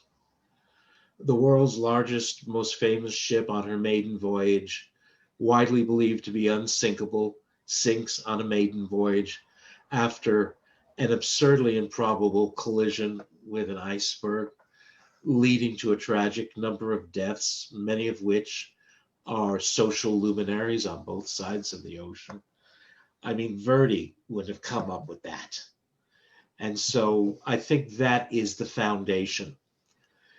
The mythology is carried forward because there is enough of the ship that is left that is recognizable that if you squint your eyes, you can imagine. Other ships, it's not possible. Andrea, Doria, Lusitania, Britannic, they're all lying on their side. That's a great handicap. Andrea, Doria, and Lusitania are just, it's like a junk pile. There's hardly anything left. There's nothing you could look at and imagine it as anything other than just junk. Britannic is covered in marine growth. So even though there is ambient light and you can take good photographs, it's like looking at the Michelin Man. It's like, yeah, there's a person in there somewhere, but he's covered in tires. It's the same thing with Britannic. She's covered in marine life. You can't relate to it. It's like she has an exoskeleton. What do you think, Dr. Gallo? What do you think the mystery of Titanic is? What do you think it is? That's a good one. Because as I said, I kept it at arm's length for so long at Woods Hole, and then little by little, I think I got wrapped up in the first the story, as Bill said, maiden voyage, world's largest ship, this wonderful era of elegance and things like that. Ship interrupted, stories of that night. I was finding, I've been from the Arctic to the Antarctic and, Canada to Argentina and around the world. And Titanic's known in all those places. There's always interest in Titanic. I've never quite figured it out. I ask people, is it because of the movie? And more often than not, they say, no, it had nothing to do with the movie. Well, I don't know what that means, or look, well, what does that mean? I haven't figured it out yet, but it's captivating. The I was thinking, what other shipwrecks? I said, no, I've just been to Titanic. And oh yeah, the Bismarck, and oh yeah, the some Greek Roman wreck, the Mediterranean. Oh yeah, the Grunion and the submarine. Just a bunch. But Titanic is the one that always has the greatest impact on me, and I can't even explain it for myself. Except, I think Bill hit it right on the head. It's all that stuff is that you can imagine it, what it might have been back then. We have another question from our friend Terry Bay. She says, and this question is for Bill, was Lusitania's condition all, or the degraded condition, was it all because of the two explosions, or? No, we're very fortunate with Lusitania. She was visited in 1930 by very early pressure suit divers, and they gave a report of her being relatively intact and on her starboard side. And then you have the John Light expeditions in the 60s, and she was still on her side and still fully volumetric. In other words, she was just laying on her side, but the collapse had not started.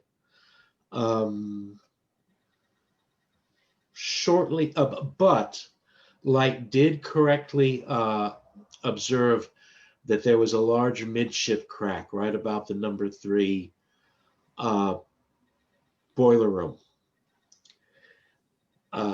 He believes, and I think he's correct, that this was because the ship was laying on an uneven substrate. She came to rest basically at the top of a hill, and that when the ship laid down, she broke her back in order for both the bow and the stern section to be fully emplaced on the underlying granite.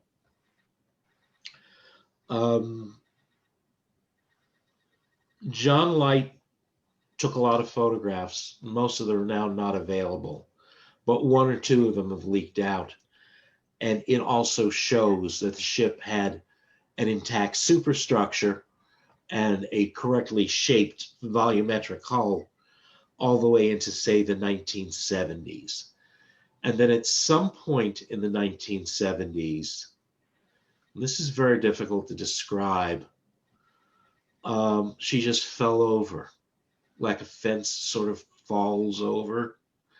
And this meant that the starboard side was laying on the ground, and then the double bottom, which went unsupported for almost a century, fell over, and then the hull was now, instead of being shaped like this, is now shaped like that.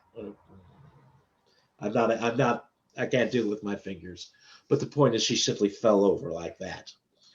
And that's why you have an exposed port side, which used to be the high side of the hull, and then a huge splay of decks that just goes out like this. Ask her if that answers your question. Does that answer your question, Terry? I hope so.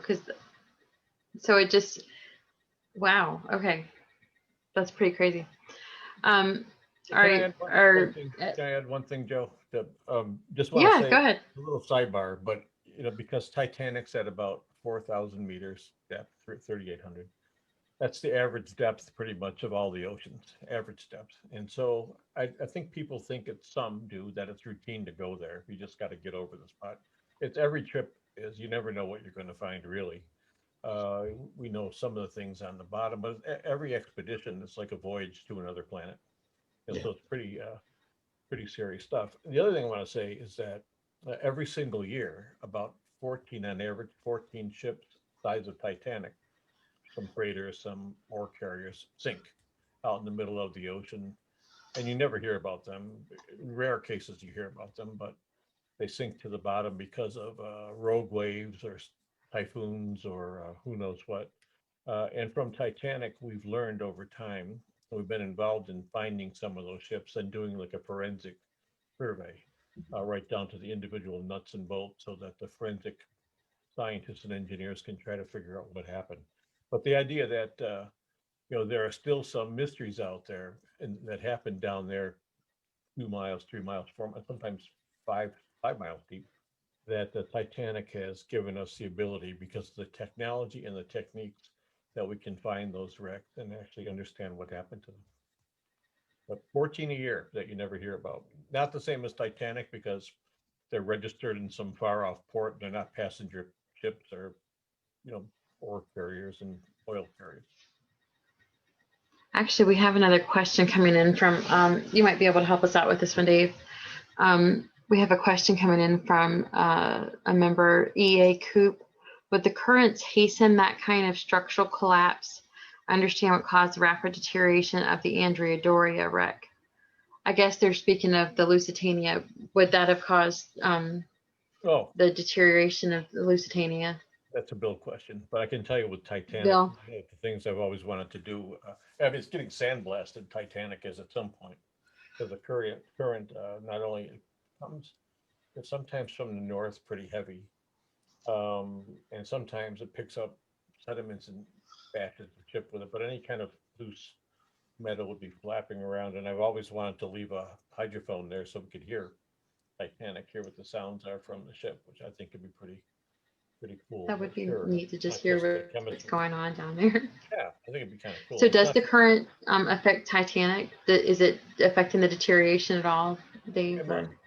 Yeah, I think Jim Cameron's made that point a couple times, that, because water, a cubic foot of water is 64 pounds, something like that.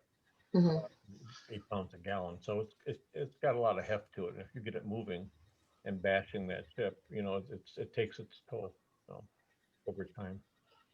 Bill, we had a question come in that asked if the current had anything to do with the state of the Lusitania wreck. Absolutely.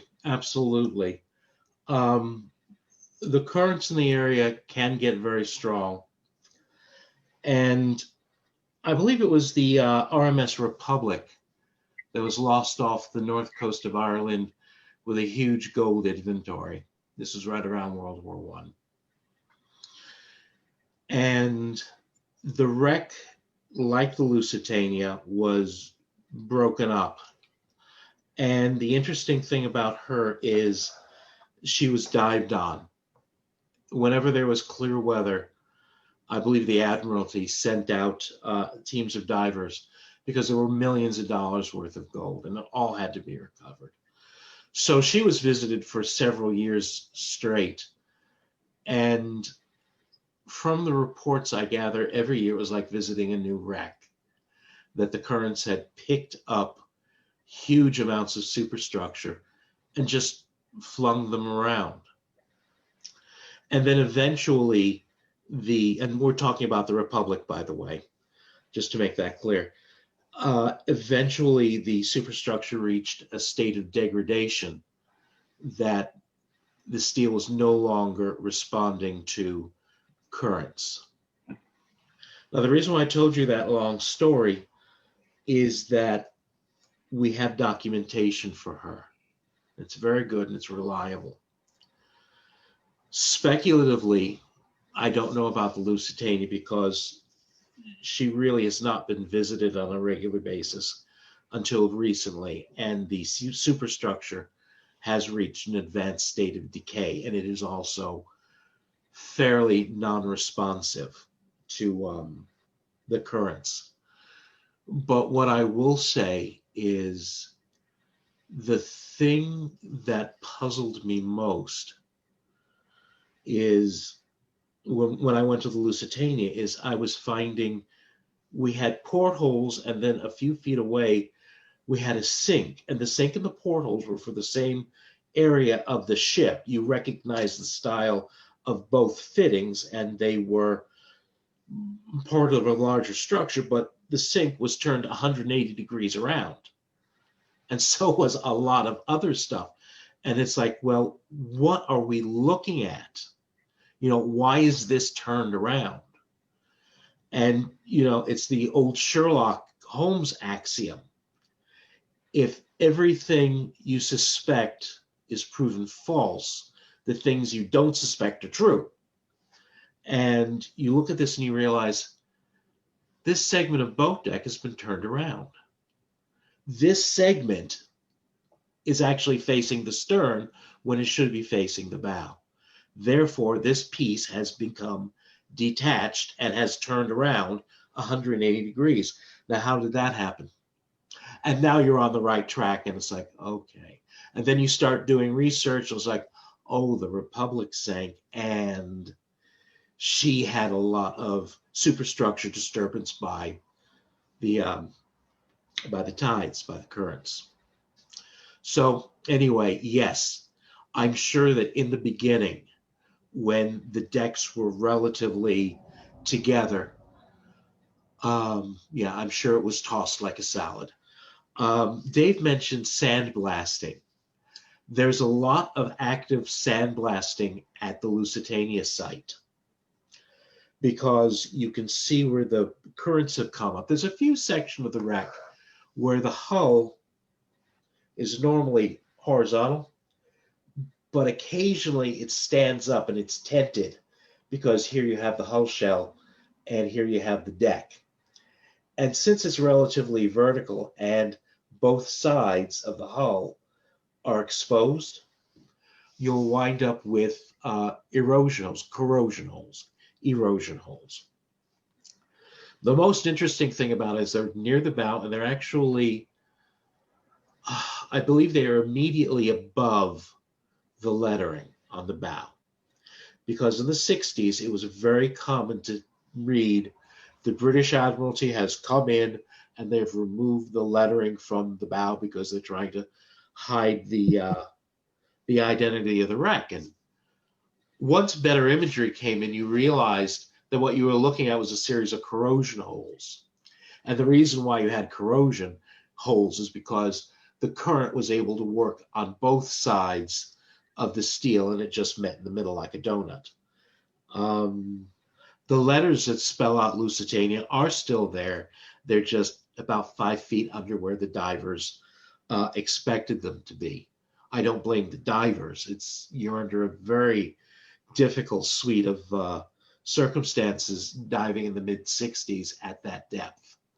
But no, the Admiralty conspiracy theories are all seriously overplayed. I just want to add that there's a lot of discussion about whether or not the explosions, the depth charging, helped break up the wreck. Again, on the suspicion that the Admiralty is trying to hide the evidence by destroying it. There is evidence of depth charging, and the Admiralty admits to it as target practice. Sunken ships make great practice in war for submarines.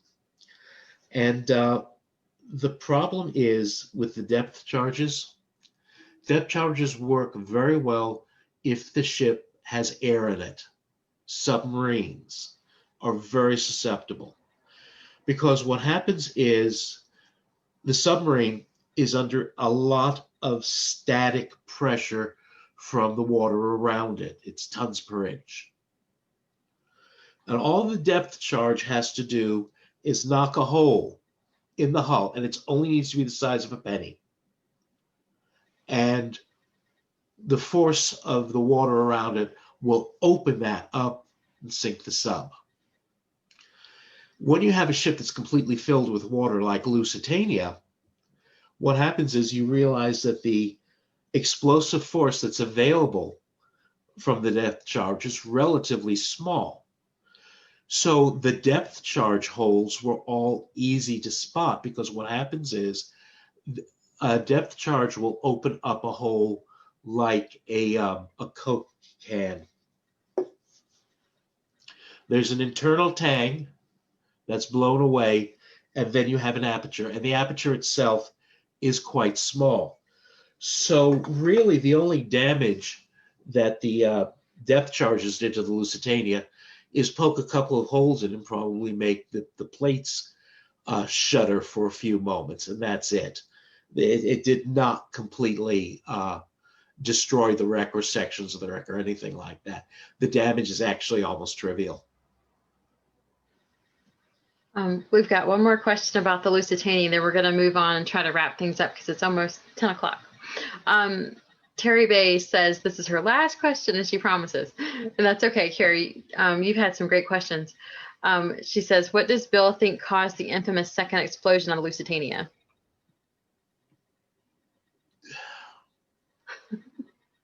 This is where you realize that not all shipwrecks have a story. They're just accidents. Titanic was a perfect story. Lusitania, not quite as much. I do think there were two explosions on the ship. The first one is obviously the torpedo detonation. The second one, I suspect, is the rupture of one of the main steam pipes. The steam pipes pass over the boiler rooms, and not all boiler rooms were occupied. And they're very, very high up. And a rupture may or may not have been immediately noticed by the men below. Your instinct, when you've been torpedoed, is not to look up and see if there's a steam leak. The reason why I say this is because the second explosion was of a completely different character to the first one. And the other thing is, and it's not widely reported, but immediately after the torpedoing, they lost steam pressure. They lost, I think it went from 250 to 50 pounds per square inch. In other words, there was not enough steam in the system to maneuver. But my point is that if you're going to lose that much steam pressure almost immediately, and in the wake of a primary explosion, I think what happened is the percussion from the torpedo explosion made the pipes whip like this laterally. Because steam pipes are not held in rigidly, they're held in by suspended collars. A collar comes out of the deck above, and then there's usually a very heavy spring, and then there's a strap that goes around the steam pipe. And because of thermal expansion and vibration, you want a certain amount of flexibility in those pipes. And my feeling is that that pipe whipped, and when it whipped, maybe it broke out at where it penetrated a bulkhead, or maybe one of the lateral expansion, the accordion pieces broke, and that was enough to dump the pressure. It's interesting to note that, as I understand it, and I'm going off memories that are just decades old, steam pressure dropped down to 50 and it held steady there. That's not enough to propel the ship, but it does suggest that one of the boiler room pipes broke. Because of the way the Lusitania steam pipes are laid out, you have separate pipes going from each boiler room to the engine room bulkhead. And when the steam goes through the bulkhead, there are 4 large valves with interconnections. And this is where the steam ranges marry. So that if there is a boiler that isn't producing quite enough steam, boiler room that isn't producing quite enough steam, it equalizes so that all the engines get a similar volume of steam. It suggests that, say, boiler room number 1, 2, and 3 was still working with providing the correct amount of steam, and the break was in number 4, the steam basically formed a U-turn, and it was evacuating into, say, the number 4 boiler room unnoticed or unseen. That would keep the steam system semi-pressurized at 50 pounds. If it had been a rupture elsewhere, it probably would have gone straight dead, down to 0.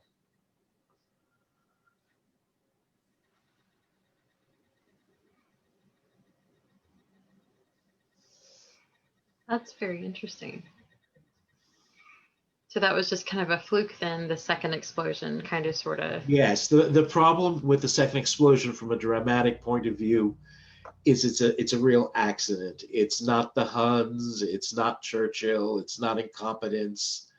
It's just a real accident. And then after that, the reason why she sank so quickly is because the portholes were all left open. These ships at the turn of the century did not have really sophisticated ventilating systems. And the way to get them to work well is to open the window so that the fan pulls fresh air into the cabin and the spent air exit out the porthole. Because once you shut that porthole off, the air has to find a way out. And that's when it gets stuffy and captive feeling down below. And I forget what the number is off the top of my head, but Leonard Pescott was asked, well, how much water exactly comes in through one of these portholes? And it was like 2.5, 3 tons a minute. I wish I could remember the number, but it's significant because every 40 tons makes the Lusitania sink 1 inch. So it doesn't take long for a couple of open portholes. Right. And of course, now you have no steam for the pumps. So that's the end of that. All right, so we've got another question from my admin team member, Kipfer Fox. If either of you could have sailed on a liner besides Titanic, what would it be and why? I don't know.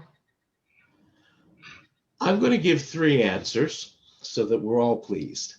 I would probably like to sail on Lusitania, not that last voyage, thank you, because I really admire her design immensely.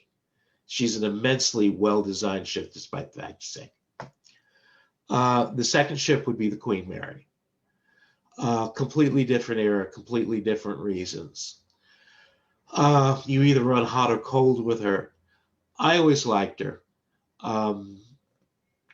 I'd like to see what it was like to travel literally in the heyday. And of course, it would be round trip, and the other leg would be with Normandy. Completely different design philosophy, completely different aesthetic philosophy. A lot of this has to do because the Queen Mary had to make money and the Normandy never had to. So they really pulled the stops out. What I really like about Normandy is she is the embodiment of the Art Deco, the spirit of the age, where not only is the ship beautiful, but every part of everything that is on the ship is beautiful. There is nothing that when I look at Normandy, there's nothing that disappoints me.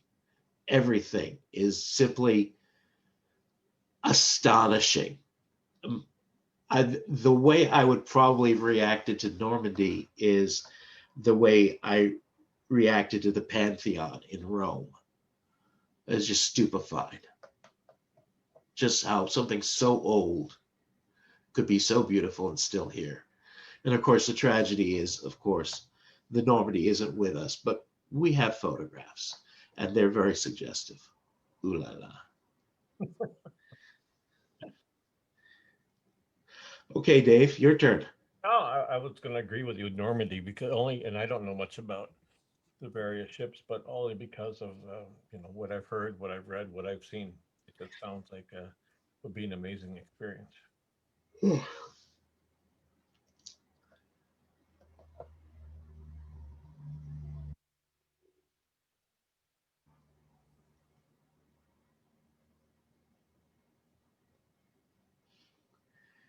Joanna? I'm there. I'm sorry. I had muted myself. I had to unmute myself. A little technical difficulty. Okay. We're going to start kind of wrapping things up. Let's see. One last thing I did want to talk about, and it comes up a lot of times in the Titanic groups in the community there, the longevity of the wreck. A lot of people say that the wreck is going to be gone within just a matter of years. And I always come back with, no, it'll be here, for our great grandchildren. The hull is made of steel, and it'll be around for a long, long time. So, I always tend to disagree with that when people say that it's going to be gone soon. So what do you two have to say about that? Am I wrong? One thing I want to say is that we've tried, and we still need to you can do some science work, put some experiments on board about how fast the steel degrades over time. So it'll give us some better idea. I find it hard to believe that it's going to be gone. I heard just the other day, 25 years, it'll be nothing but a speck of rust on the seafloor. But, I'd like to hear Bill. I've asked Bill this question myself, but I turn it over to my colleague from Tennessee. I yield 5 minutes of my time. I thank the gentleman from Massachusetts and rise to address the Senate. This reminds me of the same thing with the bodies. A lot of stuff is written to get you riled up for whatever reason. I agree with Dave Gallo. We really need to start doing hard science at the wreck, because right now it's sort of been a dilettante's delight, where you go out and you look and you pontificate and you go to the newspapers and you say, and it's ominous. But somebody actually needs to sit down and just do a comprehensive review of what was the wreck like at the time of its discovery? What is it like now? There is evidence of a lot of decay, but 25 years, there's a lot of steel there. I think it's going to take much, much, much longer for that. Now, how long? I don't know. I don't know, because I really don't have any science to consult, and I don't have a model to base it on. My guess is the ship probably has centuries. because I have looked at wrecks which have been down for centuries, the dawn of the Iron Age, which has its problems because these ships are literally made out of iron, not steel. And you have to be very careful about your materials.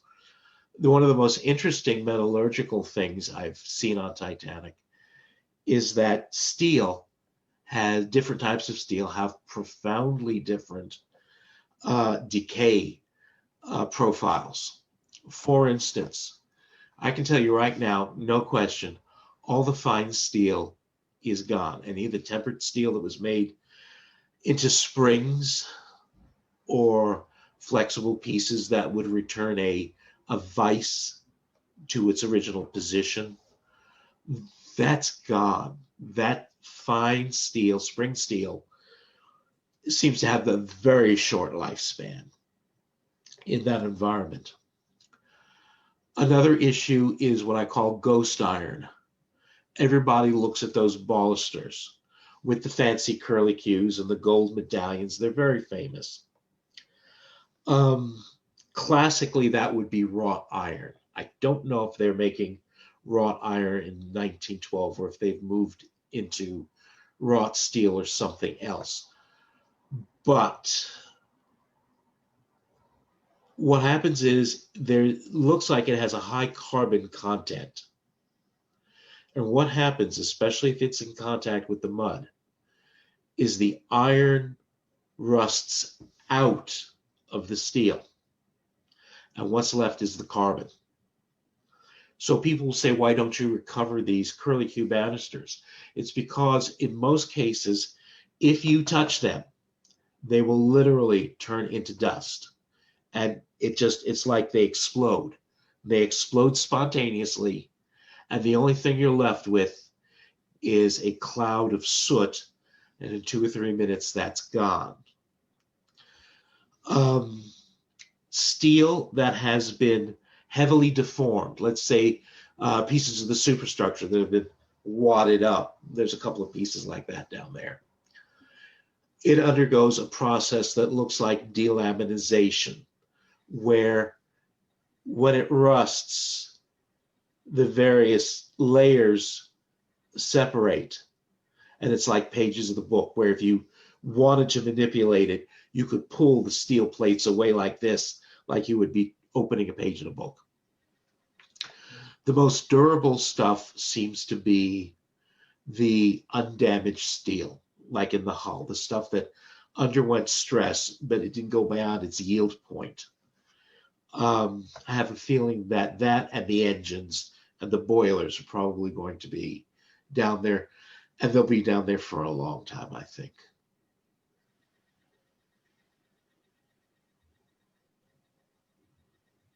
And that's what I think too. And people are trying all these scare tactics. Oh, well, the wreck is going to be gone, soon, and all this stuff. And I'm just like, no, I don't think that's accurate. But yeah, so I think Titanic is going to be around for a long time, and I think that that's one of the reasons why I feel it's so important to have events like this to to get these points across, to kind of answer some of the questions that are out there, to unravel some of the mysteries that can be unraveled, and to help kind of preserve some of this right here. Just talking to the two of you, to me, both of you are like Titanic legends, and this is going to be out there for a long time. And I want this to be a reference point to, for a long time, that people can come back and watch this over and over again, to have these questions answered over and over again. And, it's different than watching a documentary, I mean, Bill, I just saw you on a documentary about the Mount Temple, I'm like, what the heck? But this is more personal because, we can ask, you, Bill, and you, Dave, these questions that, that are on our minds, and, that need to be answered. and long after you both are gone, hopefully in many, many, many years, from now, we can still have these answers here, in this format and in this platform. And, we can still remember what you said here tonight, and we can still remember Titanic, and we can still, have this record always. And I think that's just very important. And I just really appreciate you both coming on and you talking to us and to RMS Titanic Reflections, and you helping preserve Titanic's memory. And hopefully we can do this again sometime.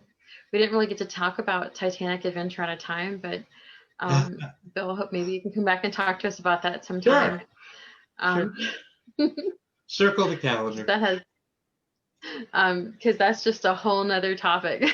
Yeah, I have to tell you that anytime Bill calls me, I put him through this, so I get this all to myself sometimes, and it's captivating to me. It really is. We get on the phone. Dave and I get on the phone. We're on for 3 hours. It's like, yeah, exactly. Yeah, 2 old ladies.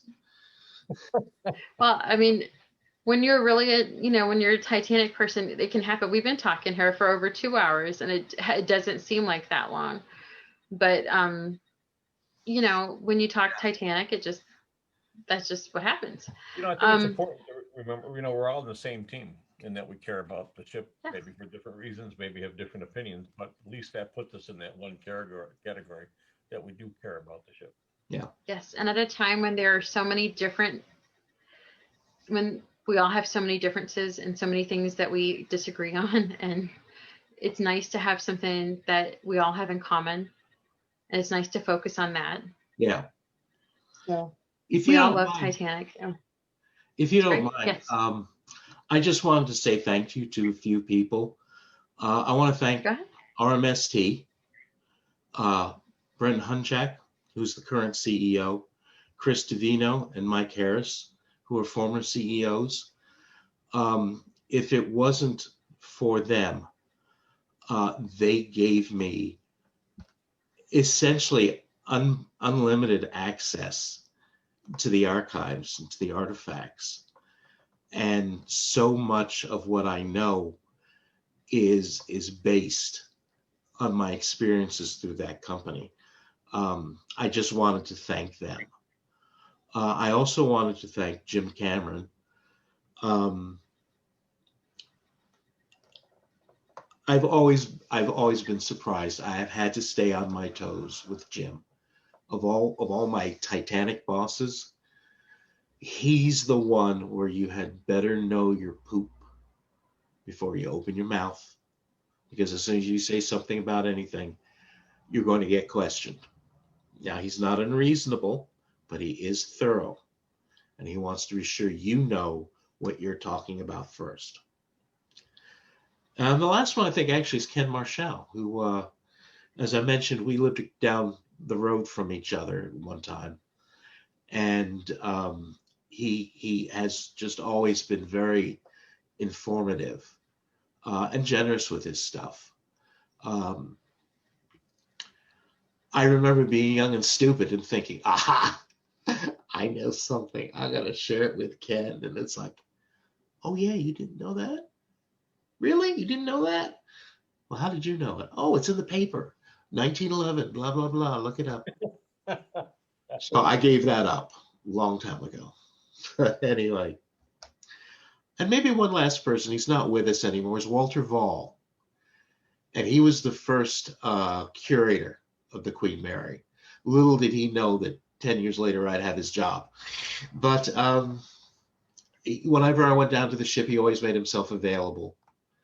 And he was always willing to get out of his office, because I'd come and ask a newbie question like, are the circulating pumps electric or steam turbine? He'd say, I don't know, let's go look. And he'd invite me on the catwalks and we'd have a look around. I'm sure if he had not been so generous, I would not be so interested today.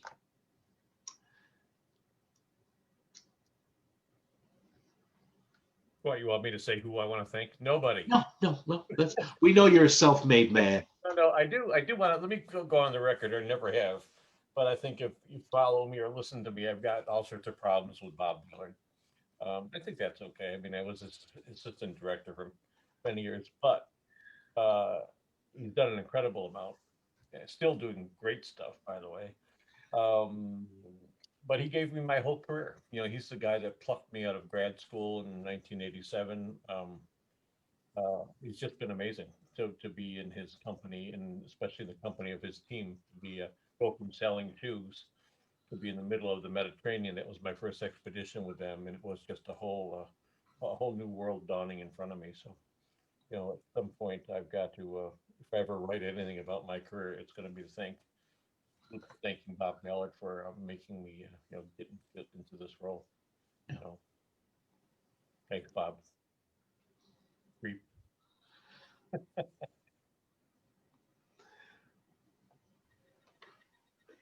Well, I want to thank you both. Thank you for being two of my heroes, and thank you for joining me tonight.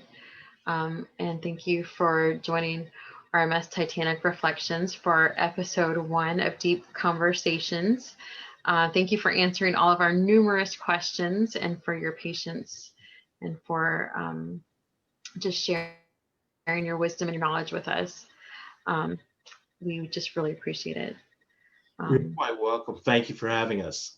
Thank you so much. This was really a wonderful experience, and I hope to see you both again soon. Hopefully you'll join us again just to talk about Titanic. Just anytime, you're both welcome back, just anytime. Okay. But thank you so much. I hope you all, you too, have a wonderful evening. Everyone who's watching, we appreciate you joining us tonight, and hopefully you all out there will join us again sometime. We'll do this again from time to time. We'll be doing different formats. Hopefully my admin team will join sometime in the near future for another event. We may invite some group members in for another event sometime. You never know what we're going to do. But we're just starting out, and we're open for suggestions. So feel free to message me or one of them. We're looking forward to good things in the future. Again, thank you, Bill. Thank you, Dave, and good night, everyone. Thank you. Good night.